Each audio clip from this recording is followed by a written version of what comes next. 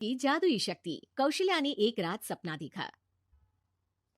कौशल्या राजपूत, तुमने किए हैं जीवन में अच्छे अच्छे कर्म, इसलिए अब से जब तुम चाहो गायब हो सकती हो, जिसके लिए तुमको सिर्फ चुटकी बजानी होगी और चुटकी बजाते ही तुम गायब।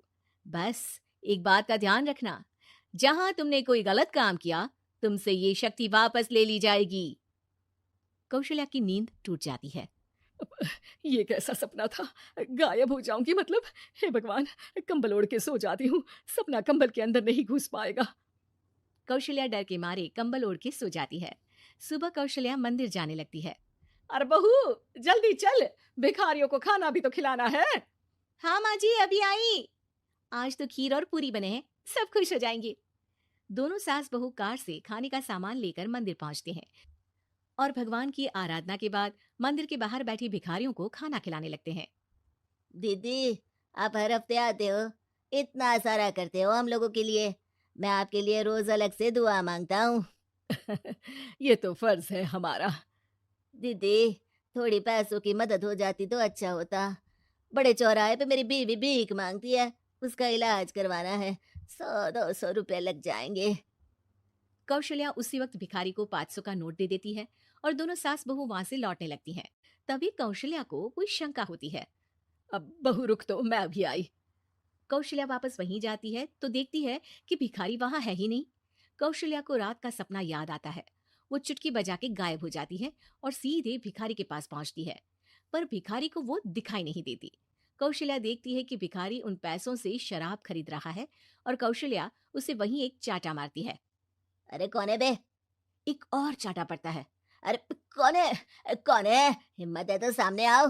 भिखारी को झूठ बोलने पर तड़ातड़ चांटे पड़ते हैं। वो वहां से भाग खड़ा होता है। कौशल्या चुटकी बजा के वापस बहू के पास आ जाती है और मन ही मन सोचती है, ऐसे तो मैं कितने गलत काम रोक सकती हूँ, कितनी ताकतवर हूँ मैं, किसी को पता भी नहीं चलेगा। सासू माँ, आप क्या सोच रही हो? अब कुछ नहीं, कुछ भी तो नहीं। ठीक है, मुझे ना थोड़े पैसों की जरूरत थी। मेरे कजिन भाई है ना, उनकी तबीयत थोड़ी इधर उधर हो रही है। वो तो खुद से नहीं कहेंगे कि पैसे दे दो, पर बहन होने के नाते मेरा तो फर्ज बनता है ना कि भाई की मदद करूं। अरे हाँ हाँ, ले जाना पैसे। पैसे इसीलिए तो कमाते हैं कि जरूरत में काम आ सके। घर पहुंच के कौशल्या अपनी बहू को 10,000 रुपए दे देती है। कब जाएगी तू मायके? कल शाम की ट्रेन है। दोनों काम में लग जाती हैं। तभी काम वाली दीदी वहां आती है। आज ना मैं आप लोगों के लिए पनीर बनाऊंगी। ठीक है, मंगवा लेती हूँ पनीर। पड़ोस की दुकान वाला पनीर दे जाता है और काम वाली बाई पनीर से रेसिपी बनाने लगती है। आज अपनी सुपर पावर काम वाली बाई पे ट्राई करती हूँ, देखूं तो सही किचन में करती क्या है ये। सास चुटकी बजा के गायब हो जाती है और किचन में पहुंचती है। बाई को खबर भी नहीं है कि कौशल्या भी किचन में ही है। आज तो मैं भी पनीर की सब्जी बनाऊंगी रात को अपने घर, और थोड़ा सा घी भी रख लेती हूँ। वैसे भी कौशल्या बुढ़िया खा खा के मोटी हो गई है। कौशल्या बाई की चोरी पकड़ लेती है और गुस्से में बाई की चोटी ऊपर उठा देती है। बाई को समझ भी नहीं आता कि उसकी चोटी खड़ी कैसे होगी। वो डर के मारे चीख पड़ती है। बहू भागते हुए किचन में आती है। अरे क्या हुआ? ये तुम्हारी चोटी खड़ी कैसे है? करंट लग गया है क्या? पता नहीं, शायद किचन में ना भूत है। बाई वहां से भाग खड़ी होती है और कौशल्या चुटकी बजा के अपने कमरे में टीवी देखने लगती है। बहू वहां जाती है। माँ जी, किचन में ना भूत है, बाई भाग गई। अरे भागने देना, भूत का तो पता नहीं, किचन में चोर जरूर था और वो थी अपनी काम वाली। अच्छा हुआ चली गई। बहू को कुछ समझ नहीं आया। उसने किचन में जो देखा उसके सदमे में जो थी वो अभी तक। अगले दिन बहू अपने मायके के लिए निकल जाती है। कहीं भिखारी और काम वाली की तरह बहू भी तो मुझे धोखा नहीं दे रही। अरे कहीं वो पैसे ले जाके शॉपिंग तो नहीं करने वाली ना। अभी पता लगाती हूँ, मुझसे कुछ छिपा है भला। जैसे भगवान सब देख रहा है वैसे ही मैं भी सब देख रही हूँ। सास को अपनी शक्ति पर घमंड आ गया था। वो अब अच्छे काम करने की जगह अपनी शक्ति का इस्तेमाल खुद का शक मिटाने के लिए कर रही थी। वो चुटकी बजाती ही बहू के मायके चली जाती है। भैया, आपने बताया क्यों नहीं कि इतनी तबीयत खराब है?